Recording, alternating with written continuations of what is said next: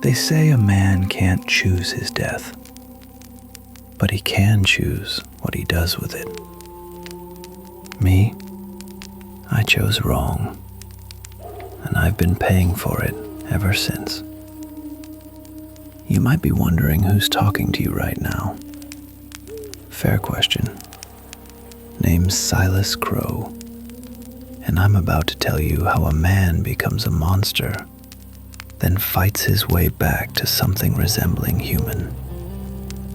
But first, I need to tell you about the night I died.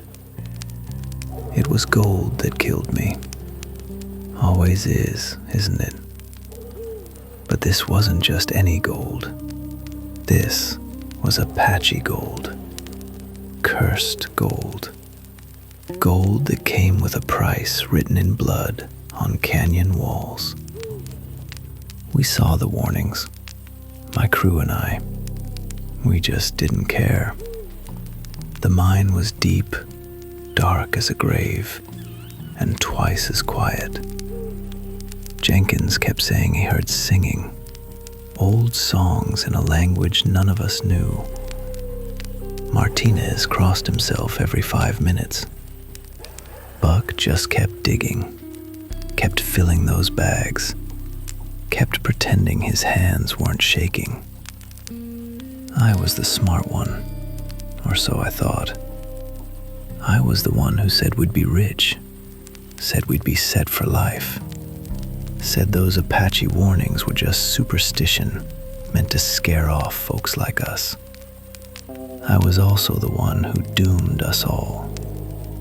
The first night after we left that mine, Jenkins didn't wake up. Found him stiff as a board, eyes wide open, staring at something we couldn't see. Something he could, though. Something that scared him so bad, his heart just stopped. We should have buried him properly. Should have said words over him. Should have turned back. But gold makes men stupid, makes them deaf to sense, blind to danger. So we rode on. By the 3rd day, my skin started peeling. Not sunburn, not the normal desert damage. This was different. This was my flesh coming off in sheets, showing bone underneath. Martinez screamed when he looked at his own hands and saw his finger bones poking through. Buck tried to pray, but his lips fell off mid-prayer. I watched my crew die slow, watched them crumble piece by piece, watched the curse eat them alive. And the worst part? I knew I was next. I could feel it spreading through me like poison, like ice in my veins, turning everything it touched to dust and bone. When my turn came, when my heart finally gave up its fight, I remember thinking, thank God. Thank God it's over. Thank God I can rest. I was wrong. I woke up under a blood moon, but wrong. All wrong. My hands were just bones now, white as bleached desert sand. My horse, loyal to the end, stood waiting for me. But it was bones too, skeletal and wrong, and somehow still alive, still waiting. The curse wouldn't let us die proper, you see. It needed guardians. It needed fools like us who'd stolen sacred gold to stand watch over it forever, to make sure nobody else made our mistake, or to make sure everybody else did. That's when I understood the real curse. It wasn't just death. It was awareness. I was trapped inside this skeleton, still thinking, still feeling, still remembering everything I'd lost, still remembering my mother's face, my girl's kiss, the taste of whiskey, the feel of sunshine on skin I'd never have again. 100 years I rode those canyons, maybe more, maybe less. Time gets strange when you're cursed. Every night I'd ride, and every night travelers would come, and every night the curse would make me do terrible things. The curse, it's like chains wrapped around what's left of your soul. It pulls you, pushes you, makes you do things you'd never do if you had a choice. And the worst part is, you're still in there, screaming, watching yourself become a monster and being powerless to stop it.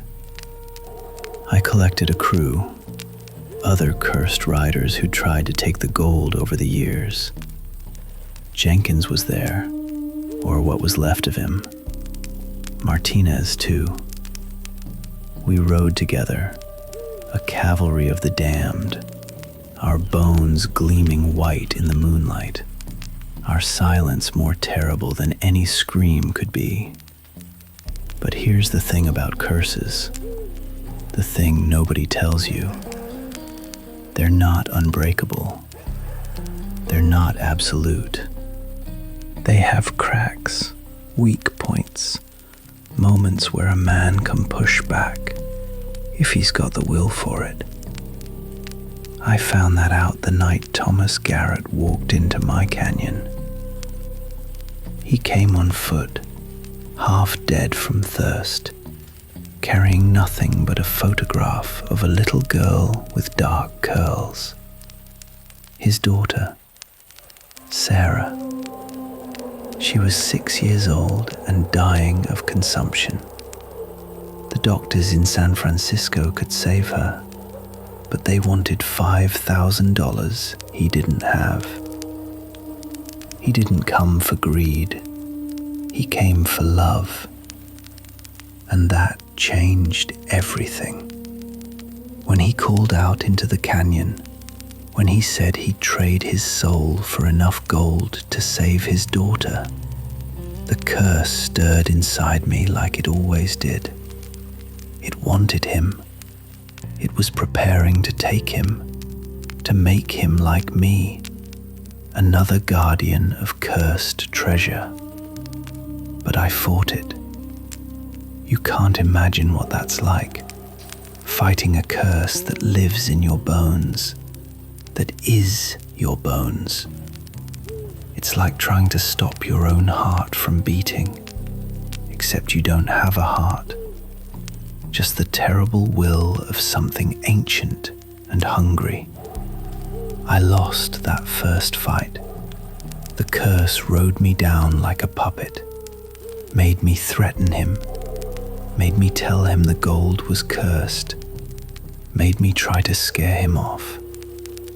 But even as it controlled me, I was fighting inside, pushing against those invisible chains with everything I had left. Thomas didn't run.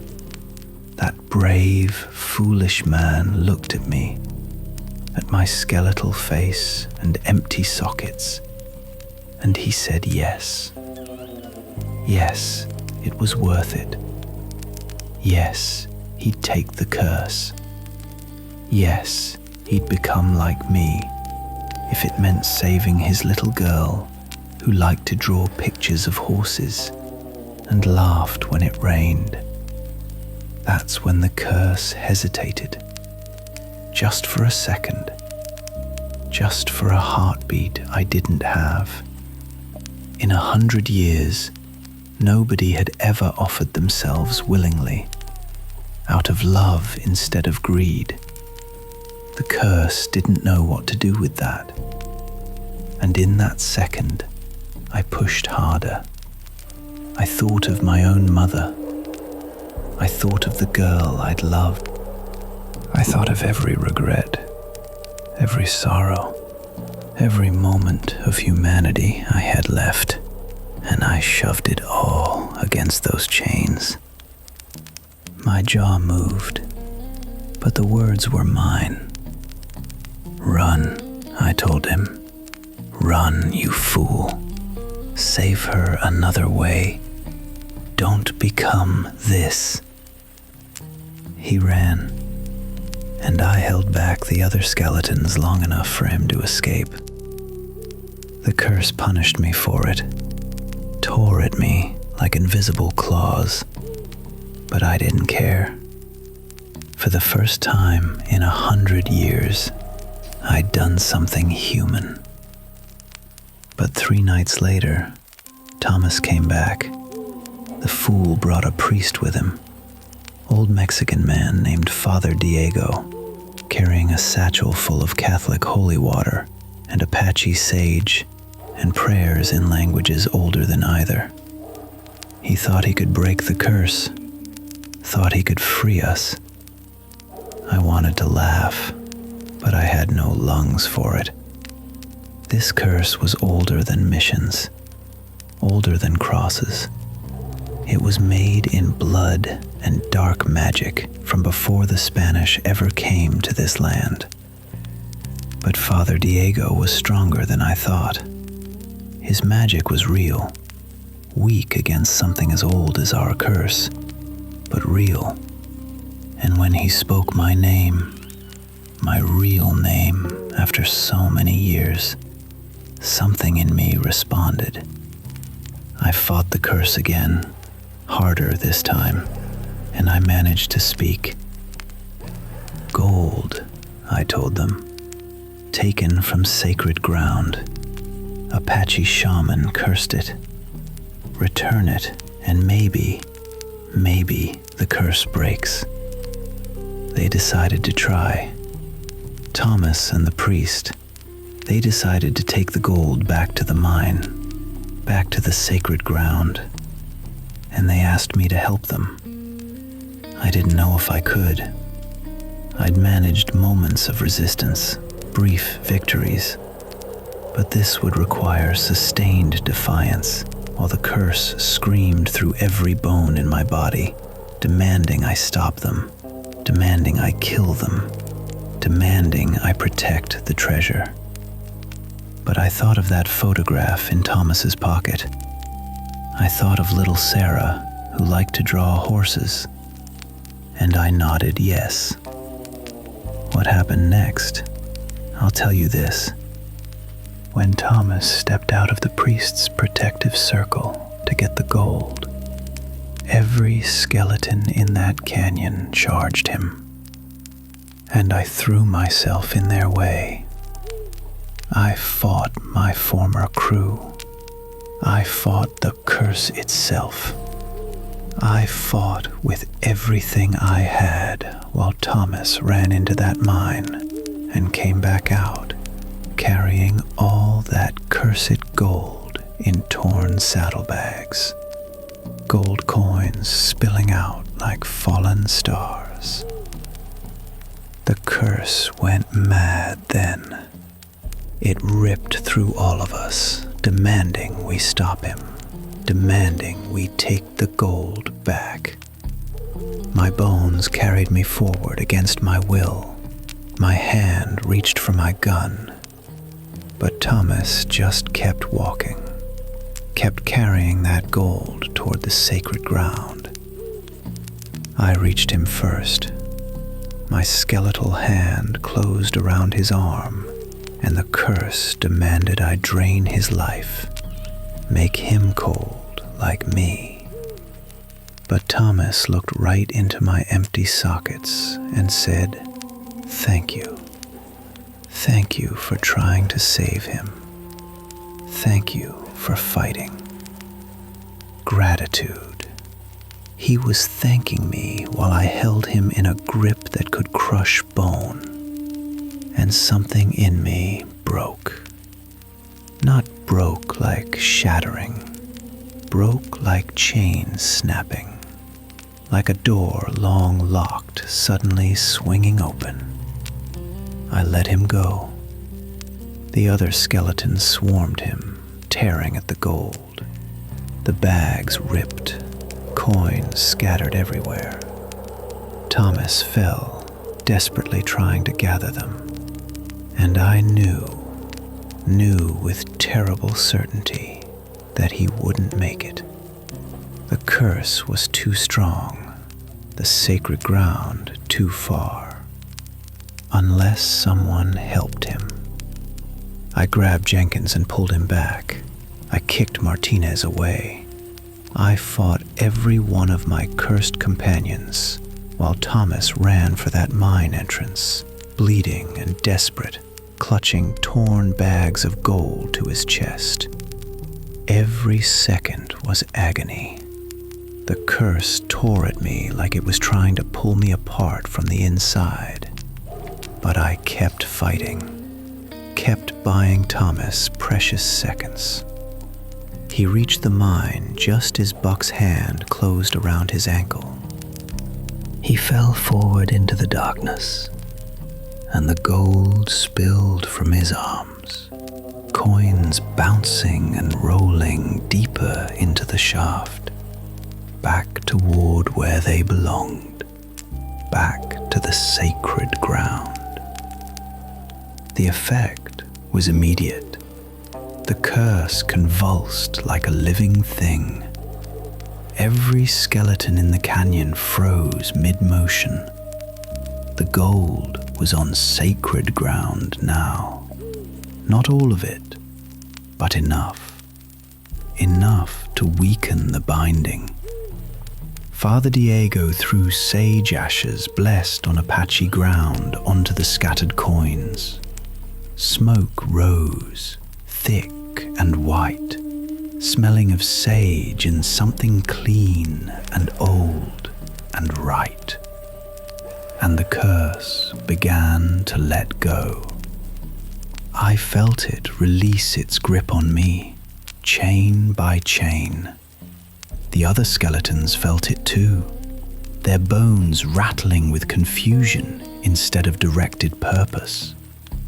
Father Diego spoke our names, declared our sentence served, declared us free. The smoke grew thicker, and in it I saw them, the Apache spirits who'd died protecting this place, who'd cursed the gold in their final moments. They didn't look angry anymore, just tired, ready to rest. One of them, an old shaman with eyes like thunderstorms, looked directly at me and nodded.